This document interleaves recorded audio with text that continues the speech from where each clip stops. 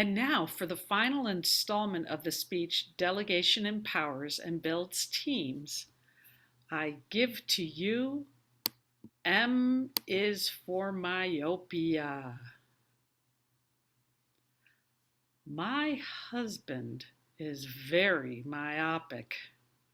That is, he is extremely nearsighted. When eyewear lenses were made of glass rather than the high-index plastic used today, his glasses looked like this, as if they were made from the bottoms of Coke bottles. They were so thick, the arms couldn't completely close, ever. We were married BC. Yes, of course, before COVID, but that's not what I mean here. BC, before cell phones. That is, before technology allowed us or allowed anyone to read books on a Kindle. Our bedtime routine included each of us reading a book, an actual book with paper pages, not on a Kindle. Because he was so extremely nearsighted, he would often read without his glasses. And occasionally he would want to show me a funny part, and he would hold the book up to my face like this at his focal point. It took him about a year to realize that I had a normal focal distance, about this far away. You may be wondering, what does myopia have to do with building a team? I am glad you asked. The Merriam-Webster dictionary describes that someone myopic might have trouble seeing things from a different perspective. Raise your hand if sometimes you assume everyone thinks exactly like you do. Most of us are so self-focused, we tend to look only at ourselves and our abilities and needs. We forget that to work as a team, we need to consider others' strengths and needs as well as our own.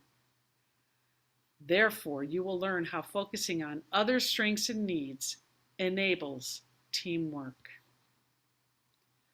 My personal myopia came into focus when I began teaching.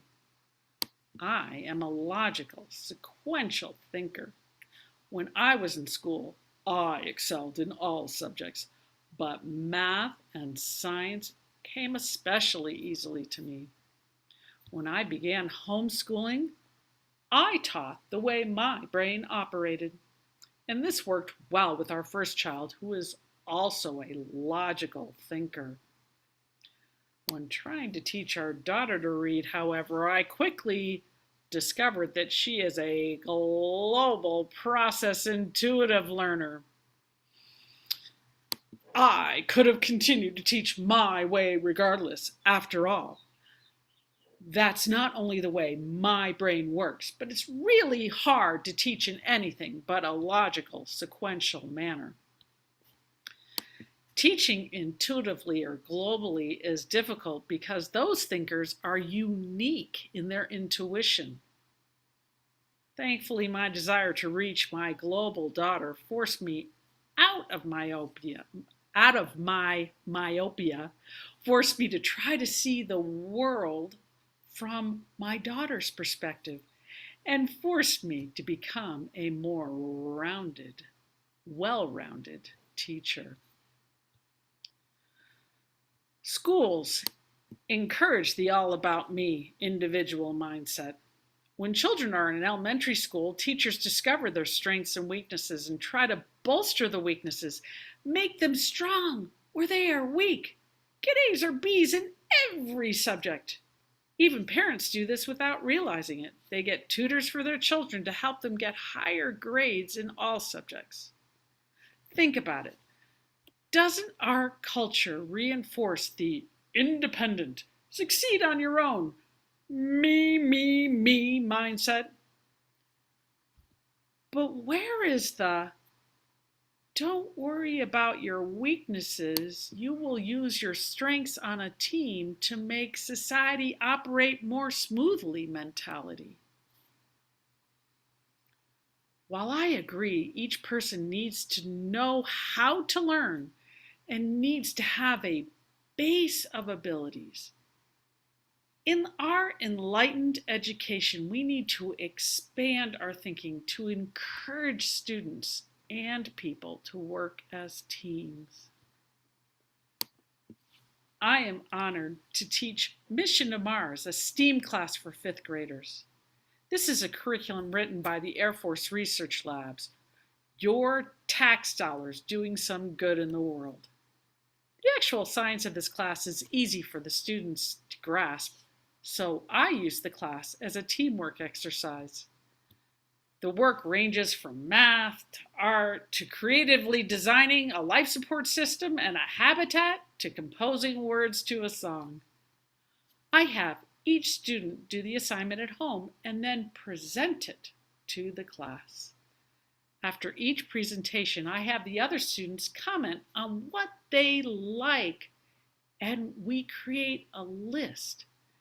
Then one or two students is chosen by vote to create the final version of that assignment based on what was good from each contribution. A student may not be a good artist, but has great ideas of what somebody else can draw. Another can't sing, but can compose lyrics. We talked about how it's good to know each other's strengths. If they were really going to Mars, they need to rely on each other's strengths all the time. How can you get to know others better on your team, at work, so that your team works better because everyone is working in their areas of strength? How can you make sure you are meeting the goals of your team members? How can you do this at your workplace or in Toastmasters? One of the key components of empowering your club members to succeed is to turn your focus toward their learning goals and strengths and make sure both are included in the overall Toastmaster framework or in the overall work situation, even in your family. Thanks for joining me in the speech, Delegation Empowers and Builds Teams.